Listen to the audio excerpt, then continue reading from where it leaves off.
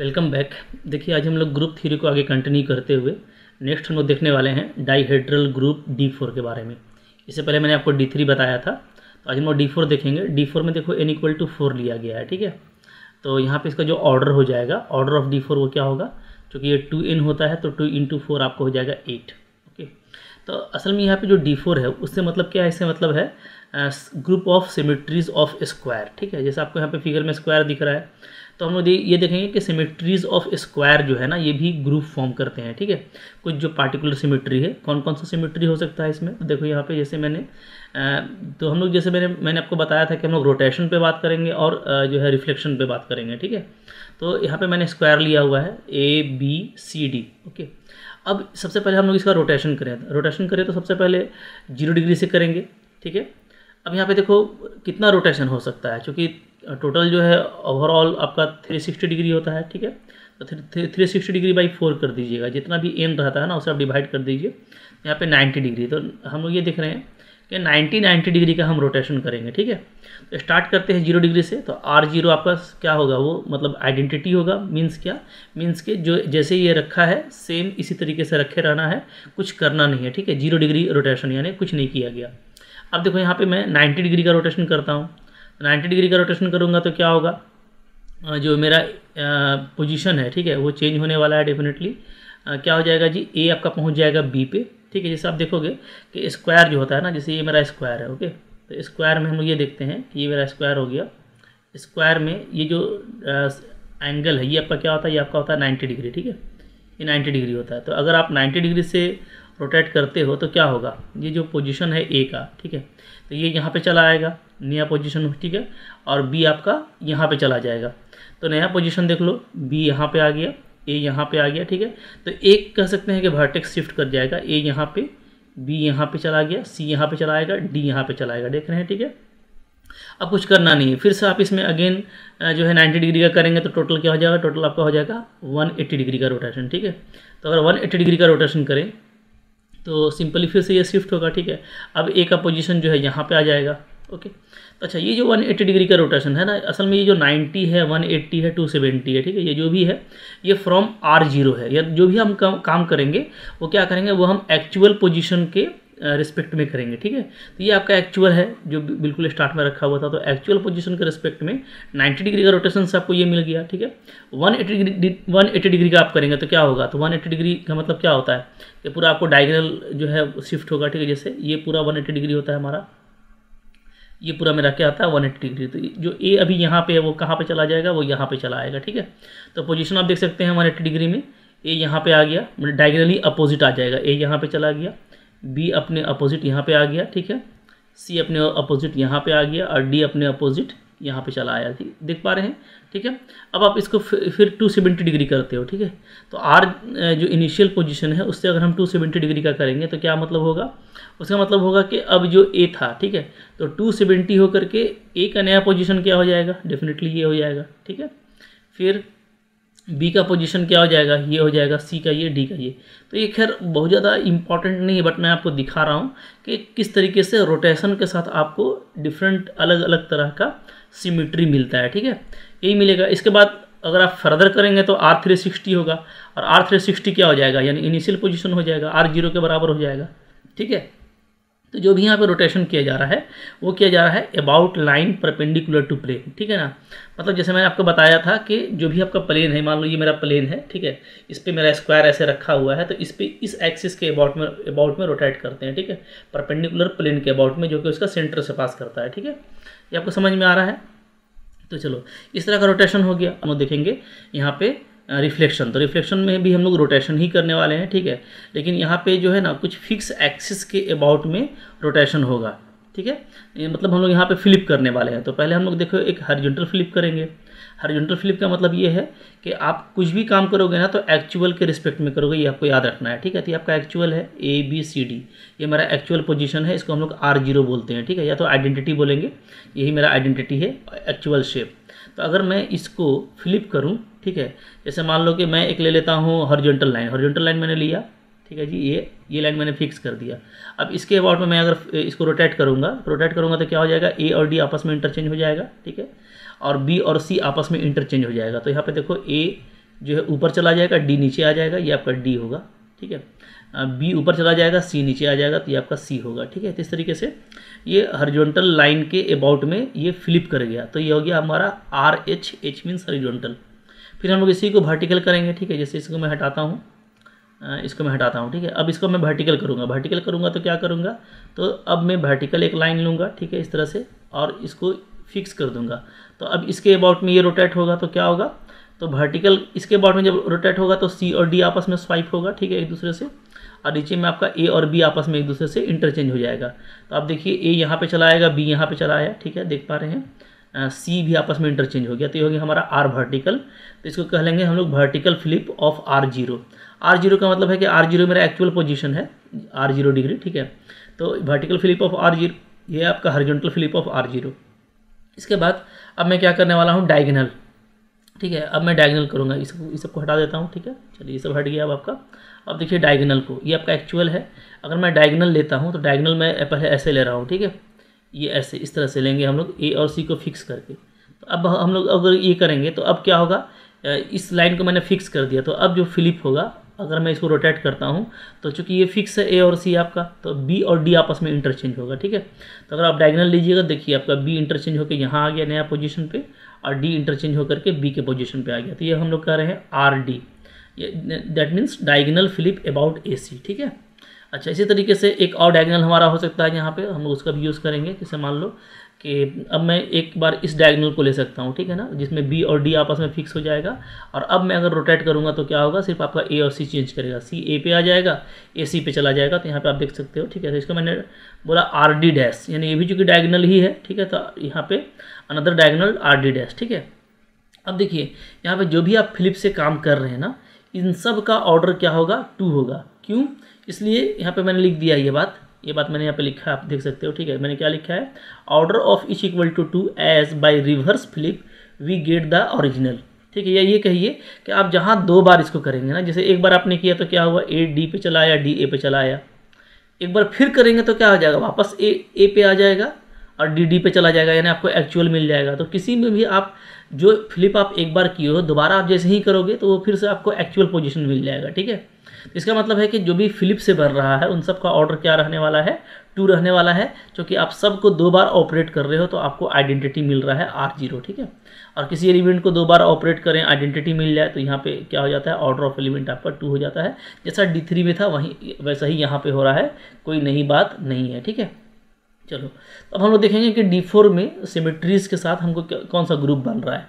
तो आप देख सकते हो कि हमको रोटेशन में 4 एलिमेंट मिल रहा है, R0, R90, R180 और R270, ठीक है। और इधर आपको फिलिप से मिल रहा है RH, RV, RD और RD डैश, ठीक है। तो अब जैसा मैंने आपको बताया था कि यहाँ पे चूँकि ऑर्डर ऑफ D4 हमारा क्या है, 8 है, ठीक है। और इस 8 में जो खास चीज़ है वो आपको फ़ौरन नोटिस करना है कि ये जो रोटेशन से तैयार होता है ना, ये क्या होता है, ये आपका साइक्लिक पार्ट होता है। जैसे मैंने यहाँ पे लिखा है कि आप इसको ऐसे भी लिख सकते हो, E_A_A² तो चूँकि ये साइक्लिक पार्ट होता है तो किसी एक एलिमेंट से जनरेट हो सकता है, इसलिए मैं इसको ऐसे लिख सकता हूँ। पहला वाला आइडेंटिटी है, ये A, ये A², ये A³, ठीक है। इस तरीके से ये साइक्लिक पार्ट हो गया। और दूसरा वाला जो है आपका उस सबका ऑर्डर 2 होता है, तो इसको आप B1, B2, B3, B4 लिख सकते हैं और बोल सकते हैं कि ये सारे क्या है, इट्स सेल्फ इन्वर्स एलिमेंट है, यानी सबका ऑर्डर क्या होगा, 2 होगा, ठीक है। जबकि ये आपका साइक्लिक पार्ट है और 4 एलिमेंट का साइक्लिक पार्ट है, इसका मतलब है कि ये सिंपली आपका Z4 के आइसोमॉर्फिक हो जाएगा, ठीक है। और अगर ये Z4 के आइसोमॉर्फिक हो जाता है तो Z4 हमारा क्या होता है, इसमें एलिमेंट होता है 0, 1, 2, 3, ठीक है। तो जैसे Z4 का आप बनाते हो ना ऑर्डर डिस्क्रिप्शन टेबल, आप उसी तरीके से इसका बना दोगे। तो हम लोग लास्ट वीडियो में डिस्कस किए थे, तो क्विकली हम लोग यहाँ पे देख पाएंगे कि आप इसका किस तरीके से ऑर्डर डिस्क्रिप्शन टेबल बना सकते हैं, ठीक है। तो यहाँ पर हम लोग स्ट्रक्चर देखेंगे D4 का। D4 में 4 + 4 8 एलिमेंट है। तो पहले मैं इधर एलिमेंट का ODT बना रहा हूँ, फिर इधर मैं आपको बनाऊंगा सब ग्रुप का, ठीक है।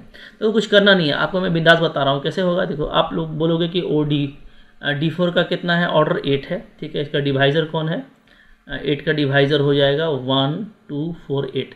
जो पॉसिबल ऑर्डर है उसको आप इधर लिख लीजिए, क्या है, 1, 2, 4 और 8, ये है, ठीक है। अब आओ, अब जैसा मैंने आपको बताया था कि जहाँ D4 की बात करेंगे तो D4 में आप ऐसे कर लेना, एक तो साइक्लिक पार्ट Z4 होगा और बाकी सारे क्या होंगे, बाकी सारे जितने भी एलिमेंट हैं उनका ऑर्डर क्या रहेगा जी, 2 रहेगा, ठीक है। जितने भी 4 एलिमेंट हैं, 4 एलिमेंट, ठीक है। तो 8 एलिमेंट में 4 एलिमेंट Z4 का और 4 एलिमेंट 2 ऑर्डर एलिमेंट का। अब देखिए Z4 में जो डिवाइज़र है, Z4 का ऑर्डर क्या होता है, Z4 का ऑर्डर 4 होता है। तो 4 का जो डिवाइज़र है, डिवाइज़र ऑफ 4, वो आपका क्या होता है, वो आपका होता है 1 2 4, ठीक है। तो यहाँ पे 1 2 4 मेरे लिए क्या रहने वाला है, खास रहने वाला है, 1 भी 2 भी और 4 भी, ठीक है, क्योंकि ये साइक्लिक पार्ट से आ रहा है। तो अगर आपको नंबर ऑफ एलिमेंट यहाँ पे लिखना है तो बिल्कुल बिंदास तरीके से आप लिख पाएंगे। नंबर ऑफ एलिमेंट्स क्या करना है, अगर आपने इसको घेरा है यानी ये साइक्लिक पार्ट से आ रहा है तो नंबर ऑफ एलिमेंट क्या हो जाएगा, 1 का 5 1 होगा, और 1 ऑर्डर का हमेशा आइडेंटिटी एलिमेंट होता है, 5 1 का वैल्यू 1 आएगा, ठीक है। 2 का क्या होगा, 5 2 होगा, और 4 का क्या हो जाएगा, 4 का आपका हो जाएगा 5 4। 5 4 का वैल्यू आप इसको ऐसे लिख सकते हो 5 2 का स्क्वायर, तो ये आपको आ जाता है 2, ठीक है। तो 5 4 भी हमारा 2 आएगा। अच्छा, अब यहाँ पे देखो 5 2, तो मैंने यहाँ पे कंप्लीट नहीं किया क्योंकि हम लोग इसको घेर के तो रखेंगे बट हमारी नज़र इस पर भी रहेगी कि 2 ऑर्डर का एलिमेंट अलग से भी रहता है D4 में, ठीक है। तो D4 में Z4 के अलावा जितना भी एलिमेंट है सब 2 ऑर्डर का है, ठीक है। और ये 4 एलिमेंट है तो हमको यहाँ पे 4 ऐड करना है, ठीक है। तो 2 ऑर्डर वाले में ही आपको बस ध्यान रखना है, बाकी आपको जो भी मिलेगा वो साइक्लिक पार्ट से ही मिलेगा, जैसे हम लोग D3 में देखे थे, ठीक है। यहाँ पे 5 2 का वैल्यू 1 और 4, तो टोटल आपको 5 एलिमेंट मिल जा रहा है। तो और अच्छा 8 ऑर्डर का एलिमेंट तो यहाँ पे मिलेगा नहीं, क्योंकि जो भी मिलना है Z4 से मिलना है जो कि साइक्लिक पार्ट है, या तो 2 ऑर्डर का मिलना है, ठीक है। और Z4 का डिवाइजर 1 2 4 था, तो 8 का मिलने का कोई चांस ही नहीं है, तो 8 का कोई एलिमेंट नहीं मिलेगा। तो ये कन्फर्म करता है कि ये क्या है, नॉन साइक्लिक ग्रुप है, ठीक है, क्योंकि ग्रुप का ऑर्डर 8 है और यहाँ पे 8 ऑर्डर का कोई एलिमेंट नहीं है। यहाँ पे देखो, यहाँ पे मैंने आपको वही बताया है कि 1 ऑर्डर का, चूँकि 1 Z4 का डिवाइजर डायरेक्ट 1 लिख देंगे, ठीक है। फिर 2 ऑर्डर का, तो 2 ऑर्डर को मैंने यहाँ पर रेड से लिखा है, तो वजह देख लो क्यों, इसलिए कि 2 ऑर्डर का एलिमेंट अलग से भी होता है, ठीक है। और Z4 में भी मिल रहा है तो अलग से हो गया 4, और Z4 में मेरे को मिलेगा 5 2 का वैल्यू 1 होता है, तो आपको टोटल 5 एलिमेंट मिलेगा, ठीक है। इस तरीके से बिल्कुल आप क्विकली जो है ODT फाइंड आउट कर सकते हैं। 4 ऑर्डर का यहाँ पे हम लोग देख लीजिए कि 2 एलिमेंट आ रहा है, ठीक है, तो 2 एलिमेंट हो गया, और 8 ऑर्डर का कोई एलिमेंट नहीं। अब हम लोग अगर सब ग्रुप की बात करें ना यहाँ पे कि सब ग्रुप कैसा कैसा फॉर्म करेगा, ठीक है, तो आप देख सकते हो बिल्कुल आसानी से कि 1 ऑर्डर में चूँकि केवल एक ही एलिमेंट है तो यहाँ पे आपको ट्रिवियल सब ग्रुप मिलेगा, और वो आइसोमॉर्फिक होगा किसके, साइक्लिक ग्रुप Z1 के, ठीक है। और ये सब ग्रुप आप बोल सकते हो सिंपली क्या होगा, R0 होगा, ठीक है, R0 यानी जो आइडेंटिटी एलिमेंट था उसका सब ग्रुप। अब यहाँ पे देखो, यहाँ पे 2 ऑर्डर का मेरे पास में 5 एलिमेंट है, ठीक है, तो ये आपको क्या देगा, ये आपको देगा 5 साइक्लिक सब ग्रुप्स देगा ऑफ ऑर्डर 2। यहाँ मैंने शॉर्ट में लिखा है SBGPS यानी सब ग्रुप्स, ठीक है। तो ये आपको 5 साइक्लिक सब ग्रुप देगा ऑफ ऑर्डर 2। कैसे, तो ये मैंने आपको तरीका बताया था कि हम लोग जो है अगर नंबर ऑफ एलिमेंट हमको पता है तो हम नंबर ऑफ साइक्लिक सब ग्रुप कैसे निकालते हैं, ठीक है। क्योंकि 2 आपका प्राइम है तो डेफिनेटली ये आपको क्या देगा, साइक्लिक सब ग्रुप देगा, ठीक है। तो इसका फॉर्मूला क्या होता है, फॉर्मूला मैंने आपको बताया था, ये होता है number of elements of order कितना ऑर्डर का है, 2 का, ठीक है, डिवाइडेड बाई 5 2, ये फार्मूला होता है। तो 2 ऑर्डर का कितना एलिमेंट है, मेरे को 5 मिला है, ठीक है, और नीचे में 5 2 का वैल्यू 1 आता है, तो 5 सब ग्रुप्स हमको मिलेगा, ठीक है। तो 5 सब ग्रुप से कौन कौन से होंगे, देखो 5 सब ग्रुप बनाना काफ़ी सिंपल होगा। यहाँ पे कैसे बनाएंगे, तो चूँकि आपको सारे ही 2 ऑर्डर के हैं, तो एक तो आपको आइडेंटिटी सब में लेना है, ठीक है, सब में आप ले लीजिएगा आइडेंटिटी, यानी कि जो R0 था वो सब में ले लिए, ठीक है। देखिए ये दोनों एक ही चीज़ है, इसलिए मैं ऐसे लिख रहा हूँ। अब देखिए यहाँ पे जैसे दूसरा जो एलिमेंट लेंगे वो क्या लेंगे, वो 2 ऑर्डर वाला लेंगे। तो 2 ऑर्डर वाला तो पहले आपका ये सारा B1 B2 B3 B4 आ जाएगा, यानी जो 2 ऑर्डर का आपका सारा ये सारा 2 ऑर्डर का होता है ना, RH RV RD RD dash. तो एक में मैंने RH लिया, एक में मैंने RV लिया, एक में मैंने RD लिया, एक में मैंने RD डैश ले लिया, ठीक है, ये सारा ले लिया। और 1 2 ऑर्डर का आपके पास में और एलिमेंट है, वो कौन है, वो है ये A स्क्वायर किसके जगह पे है, 180 की जगह पे है, यानी आप चाहे तो EA स्क्वायर लिख सकते हैं, ठीक है, शॉर्ट में, या तो E आपका क्या है, R0 है, और A स्क्वायर आपका R180 है। तो इस तरीके से 5 सब ग्रुप बन जाएगा, चूँकि ये सारा 2 ऑर्डर का है। तो 2 ऑर्डर में होता ही क्या है, एक आइडेंटिटी होता है और एक इटसेल्फ इन्वर्स होता है, ठीक है, तो काफ़ी आसानी से आप लिख पाएंगे। अब आप देखो यहाँ पे फिर नेक्स्ट आ रहा है 4 ऑर्डर का। तो 4 ऑर्डर वाला यहाँ पे देखो प्राइम तो नहीं है, बट चूंकि 4 ऑर्डर जो है डिवाइजर है Z4 का, और Z4 आपका क्या होता है, साइक्लिक होता है। और आपको बताया था मैंने कि साइक्लिक ग्रुप के ऑर्डर के हर डिवाइजर पे आपको सब ग्रुप मिलेगा और वो यूनिक होगा। तो 4 ऑर्डर का जो सब ग्रुप मिलेगा वो मेरे को यूनिक होगा, क्या होगा, यूनिक। और कौन होगा, तो ये Z4 वाला पार्ट होगा पूरा, ठीक है। यानी ये जो पूरा Z4 है R0, R90, R180, R270, ठीक है, तो ये पूरा आपका मिलने वाला है और यूनिक मिलेगा। चाहो तो आप इसको देखो, तो मैंने यहाँ पे लिखा है जैसे 2 एलिमेंट आपको मिल रहा है तो आप बोलोगे 2 से सर यूनिक मिलेगा। तो अब मैंने आपको बताया था कि ऐसे केस में आपका 2 एलिमेंट से जनरेट होने वाला जो साइक्लिक ग्रुप होगा ना वो बिल्कुल सेम आ जाएगा। तो both elements in same cycle, मतलब कि ऐसे केस में क्या होता है, आप दोनों एलिमेंट का जो निकालेंगे ग्रुप वो सेम साइकिल को जनरेट करेगा, ठीक है। सो यूनिक सब ग्रुप ऑफ ऑर्डर 4 ये मैंने लिखा हुआ है। और चाहो तो आप इसको इस फॉर्मूला से भी निकाल सकते हो बिंदास तरीके से, कोई इशू नहीं है। Number of element of order 4 आप निकालोगे कितना आ जाएगा, ठीक है, तो वो 2 आ जाएगा, डिवाइडेड बाई 5 4 करोगे, 5 4 भी 2 आता है, 2 2 कट के आपका 1 आ जाएगा। तो फॉर्मूला से भी ये कंफर्म करेगा कि आपको यूनिक ही सब ग्रुप मिलेगा। और अगर केवल एक ही सब ग्रुप मिलना है 4 ऑर्डर का तो वो कौन होगा, वो आपका होगा Z4, ठीक है। और 8 ऑर्डर का तो इटसेल्फ आपका क्या हो जाएगा, D4 हो जाएगा। तो हम लोग यहाँ पे ये देखेंगे कि हमको यहाँ पे कितना सब ग्रुप मिल रहा है। हाँ, सब ग्रुप्स की बात करूँ तो हमको कितना सब ग्रुप मिल रहा है आप लिख सकते हैं, ठीक है। टोटल नंबर ऑफ जो सब ग्रुप्स मिल रहे हैं, सब ग्रुप्स इन D4 वो क्या है, वो है मेरे पास में आप देख पाते हो एक यहाँ पे मिला, ठीक है, यहाँ पे आपको 5 मिल गया, 6 और यहाँ पे आपको एक मिला 7 और एक ये इटसेल्फ, तो हमारा 8 सब ग्रुप्स मिल रहा है, ठीक है। अगर नंबर ऑफ प्रॉपर सब ग्रुप्स की बात करूं कि प्रॉपर सब ग्रुप कितने होंगे, तो आप D4 को हटा दो, ठीक है, D4 को हटा देंगे तो क्या हो जाएगा, 7 बचेगा, ठीक है। 1 5 6 और 7 और सारे ही साइक्लिक हैं, क्योंकि एक तो ट्रिवियल साइक्लिक है, 2 ऑर्डर का सारा साइक्लिक होता है, और यहाँ पे आपको ये Z4 ही मिला है तो सारा साइक्लिक है, ठीक है। तो ऑल जो प्रॉपर सब ग्रुप है आपका, ऑल प्रॉपर सब ग्रुप्स, ठीक है, सब ग्रुप्स वो क्या है, वो हमारे साइक्लिक हैं, ठीक है। तो इस तरह का कभी कभार एग्जाम में पूछ देता है कि all proper subgroups of a group is cyclic then group is cyclic, ठीक है। मतलब बोलेगा कि अगर किसी ग्रुप का सारा प्रॉपर सब ग्रुप साइक्लिक है तो वो ग्रुप भी साइक्लिक होगा, तो कोई ज़रूरी नहीं है। हम लोग बहुत तरह का देख चुके हैं भाई, K4 में, Q8 में, इस तरह का D3 में, D4 में, जितने भी प्रॉपर सब ग्रुप मिल रहे हैं सारे क्या हैं, सारे साइक्लिक हैं, लेकिन ये सब ग्रुप आपका साइक्लिक नहीं है, ठीक है। तो इस तरीके से आपको बहुत अच्छे से पढ़ना पड़ता है। तो इस तरह से हम लोगों ने देख लिया। तो अब मैं इसको थोड़ा जनरलाइज करूँगा तो हमारा फास्ट हो जाएगा। याद रखिएगा, हम लोग ये देखें कि जो हमारा D3 था, ठीक है, तो मैं इसको अब जनरल कॉन्सेप्ट की तरफ लेके जा रहा हूँ। तो आइए हम लोग ये देखें कि जो हमारा D3 था, D3 क्या था, वो था आपका group of symmetries of triangle, ठीक है। और फिर हम ये देखें कि D4 हमारा क्या होगा, D4 हमारा हो गया group of symmetries of square. इसी तरीके से आप निकालते चले जाओगे ना तो आपको मिलेगा जो DN होगा वो क्या होगा, वो हमारा होगा group of symmetries of in sided polygon,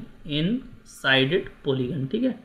तो हम लोग जो है अब इस पे नहीं जाएंगे कि ये ग्रुप फॉर्म करता है, तो हम लोग देख ही चुके D3 D4 में। तो इन जनरल बात करेंगे ना कंस्ट्रक्शन ऑफ DN का। DN हमारा क्या हो गया, डाइहेड्रल ग्रुप हो जाएगा ऑफ ऑर्डर n + n यानी 2n, ठीक है। तो यानी आपको यहाँ पे n रोटेशन मिलेगा, ये आपको अब याद कर लेना है, और n आपको मिलेगा रिफ्लेक्शन, ठीक है। अगर हम लोग इनिशियल एंगल की बात करें तो इनिशियल एंगल ऑफ रोटेशन क्या होगा, अल्फा = 360/n, जैसा मैंने आपको D4 में बता दिया, ठीक है। और जो बीटा होगा मेरा वो कोई भी रिफ्लेक्शन हो सकता है, जैसा हम लोग D3 में लिए थे, फ्लिप लिए थे, ठीक है, और हम लोग D4 में भी हम लोग फ्लिप लिए थे, हॉरिजॉन्टल, वर्टिकल और अबाउट डायगोनल, ठीक है। तो ये हो गया, ये आपका जनरल हो गया DN का डेफिनेशन। अब आप देखिए यहाँ पे हम लोग ये देखेंगे कि जो DN का मेरा कंस्ट्रक्शन होगा उसमें क्या होगा, तो उसमें हमको n रोटेशन मिलेगा, तो alpha square, alpha cube, alpha n, ये आप इसको ऐसे लिख सकते हैं। और ये आपका क्या होगा, ये आपका होगा साइक्लिक पार्ट, ठीक है। तो n रोटेशन ये साइक्लिक सब ग्रुप, ठीक है, हो गया। अब बीटा, अच्छा बाकी जो एलिमेंट है ना उसको बेटर लिखने का तरीका ये है, क्योंकि डाइहेड्रल ग्रुप का बहुत सा प्रॉपर्टी है, तो हम लोग क्या करेंगे, बाकी जो हमारा रिफ्लेक्शन वाला एलिमेंट है n, उसको हम लोग ऐसे लिख लेंगे, ठीक है। बीटा सब में क्या करोगे आप ना सब में बीटा से सबको ऑपरेट कर देना। जैसे देखो यहाँ पे ऑपरेट करेंगे तो अल्फ़ा बीटा हो जाएगा, अल्फ़ा स्क्वायर बीटा हो जाएगा, अल्फ़ा क्यूब बीटा हो जाएगा। तो इस तरीके से देखो alpha beta, alpha square beta, फिर आपका क्या आएगा, अल्फ़ा क्यूब बीटा, फिर यहाँ पे अल्फ़ा n-1 बीटा ये आएगा, ठीक है। और लास्टली जो आपका अल्फ़ा n बीटा होगा लास्ट में, तो चूंकि अल्फ़ा n मेरा आइडेंटिटी है तो सिर्फ ये क्या बचेगा, सिर्फ आपको बचेगा बीटा। तो मैंने इसको शुरू में लिख दिया है बीटा, ठीक है। तो कोई इशू नहीं है। तो यहाँ पे लिख रहा है reflection operated on alpha n, ठीक है। ये अल्फ़ा n पे ऑपरेट हुआ है और अल्फ़ा n आइडेंटिटी होता है तो सिर्फ ये बीटा बचा, ठीक है। इसको क्या कहेंगे, इसको कहेंगे रिफ्लेक्शन ऑपरेटेड ऑन अल्फ़ा। ठीक है, ये अल्फ़ा पे ऑपरेट हुआ है, इसको हम लोग बोलेंगे कि ये अल्फ़ा स्क्वायर पे ऑपरेट हुआ। तो ये प्रॉपर्टी वाइज समझाने के लिए, वरना आप रिफ्लेक्शन को किसी भी एलिमेंट से आप शो कर सकते हैं। ठीक है, लेकिन एक जो जनरल स्टैंडर्ड जो आपको बुक में मिलेगा वो ये मिलेगा कि ये साइक्लिक पार्ट हो गया, और साइक्लिक पार्ट में इस तरीके से आप बीटा रिफ्लेक्शन को ऑपरेट कर देंगे तो आपको रिफ्लेक्शन पार्ट मिल जाता है। यहाँ पे हमको इन जो है क्या मिल रहा है, रोटेशन इन रिफ्लेक्शन। अब इसका ऑडिटी बहुत ही क्विक बनेगा, बहुत फास्ट, मैं आपको दिखाऊंगा। ठीक है, अच्छा तो अब देखो यहाँ पे जैसे हम ये देख रहे हैं कि जो dn है, तो dn को मैं कह सकता हूँ कि सिर्फ दो एलिमेंट से ऑपरेट हो रहा है, अल्फ़ा और बीटा से। ठीक है, ये सिर्फ दो एलिमेंट से ऑपरेट हो रहा है, यानी इसको जनरेट करने के लिए हमको दो एलिमेंट चाहिए, अल्फ़ा बीटा।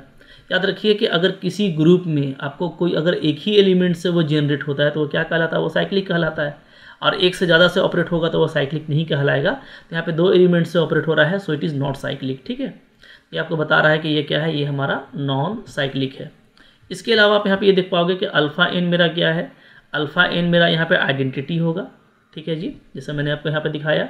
और बीटा स्क्वायर, चूँकि जितने भी रिफ्लेक्शन वाले एलिमेंट हैं सबका ऑर्डर 2 होता है, तो बीटा स्क्वायर ई होगा, सो दैट के आपको ऑर्डर ऑफ बीटा क्या मिल जाएगा, आपको ऑर्डर ऑफ बीटा 2 मिल जाएगा। ठीक है, जबकि ऑर्डर ऑफ अल्फ़ा क्या मिलेगा, हमको एन मिलेगा। ठीक है, अब यहाँ से देखो कुछ इंपॉर्टेंट प्रॉपर्टी है, वो ये, इसको आप याद कर लीजिए, काफ़ी ये यूज़ पड़ता है कि dn में ये बात होगी कि क्या होगा, alpha inverse beta is equal to beta alpha होगा, या इसको हम ये कह सकते हैं क्या होगा, beta alpha equal to alpha inverse beta होगा। मैं आपको दिखा देता हूँ बिल्कुल आसानी से। आप क्या कीजिए, मैं जो है इधर बीटा से ऑपरेट कर दे रहा हूँ, ठीक है, और इधर अल्फ़ा से ऑपरेट कर देता हूँ। ठीक है, अच्छा तो अब यहाँ पे देखिए, यहाँ पे क्या हो जाएगा, तो यहाँ पे अच्छा तो थोड़ा सा इसको चेंज करते हैं। ठीक है, इधर अल्फ़ा से ऑपरेट करते हैं, इधर बीटा से करते हैं। इधर मैं कर देता हूँ अल्फ़ा से ऑपरेट, इधर मैं कर देता हूँ बीटा से ऑपरेट। तो अब इधर भी सेम यहाँ पे भी करेंगे, अल्फ़ा इन्वर्स बीटा है, इधर मैं अल्फ़ा से कर देता हूँ, इधर मैं बीटा से कर देता हूँ। ठीक है, मैंने सेम ऑपरेशन किया है दोनों साइड। अब आप देखिए, ये आपका हो गया अल्फ़ा बीटा, यानी आपका हो गया ये अल्फ़ा बीटा स्क्वायर। ठीक है, इधर आप देखोगे तो यहाँ पे हम लोग देखेंगे कि अल्फ़ा इन्वर्स, ये आपका आइडेंटिटी हो जाएगा, और आपका बचेगा बीटा स्क्वायर। अब बीटा स्क्वायर क्या होता है, खुद आइडेंटिटी होता है, यहाँ पे हम लोग देख रहे हैं। ठीक है ना, तो हमको क्या मिल गया, हमको यहाँ पे मिल गया अल्फ़ा बीटा का स्क्वायर जो है, चलिए हमको यहाँ पे जो मिल गया, यहाँ पे हमको मिल गया अल्फ़ा बीटा का स्क्वायर इक्वल टू आइडेंटिटी। ठीक है, यानी अल्फ़ा बीटा का ऑर्डर क्या है, अल्फ़ा बीटा का ऑर्डर भी 2 है। बिल्कुल करेक्ट चीज़ है, चूँकि हम लोग देखे थे कि अल्फ़ा बीटा भी जो है आपका रिफ्लेक्शन का पार्ट है, और इसका भी ऑर्डर क्या होता है जी, 2 होता है। ठीक है, तो वही चीज़ है, तो ये वेरीफाई हो गया। इसका मतलब है कि ये आपका करेक्ट स्टेटमेंट है, दैट मीन्स मैं इसको ऐसे लिख सकता हूँ। ठीक है, तो डाइहेड्रल ग्रुप में बीटा अल्फ़ा क्या होता है, अल्फ़ा इन्वर्स बीटा होता है। इन जनरल अगर मैं बीटा अल्फ़ा के निकालूँ, बीटा अल्फ़ा के निकालूँ तो क्या लिखूँगा, इसको मैं लिखूँगा अल्फ़ा एन माइनस के बीटा। ठीक है, कब, अगर आपका डाइहेड्रल ग्रुप क्या है, उसका ऑर्डर 2n है। ठीक है, अगर आप n के लिए काम कर रहे हैं तो यहाँ पे ये इंपॉर्टेंट रिजल्ट इसको याद कर लीजिएगा, दैट इज़ क्या, that is dn is generated by 2 element alpha and beta, hence it is non cyclic as it has no single generator, and order of alpha equal to n और beta equal to 2। तो ये सब सारी बातें मैंने आपको बता ही दी। अब यहाँ पे जो दो इंपॉर्टेंट रिमार्क है, इसको भी आपको याद रखना है। क्या क्या, नंबर 1 यहाँ पे आप देख पा रहे हो। ठीक है, dn इज़ नॉन अबेलियन, ये तो हम लोग पहले ही बात कर चुके हैं, इन जनरल, और नॉन साइक्लिक होता है। ठीक है, n greater than equal to 3 के लिए। इट मीन्स क्या, d2 is abelian and it is isomorphic to k4।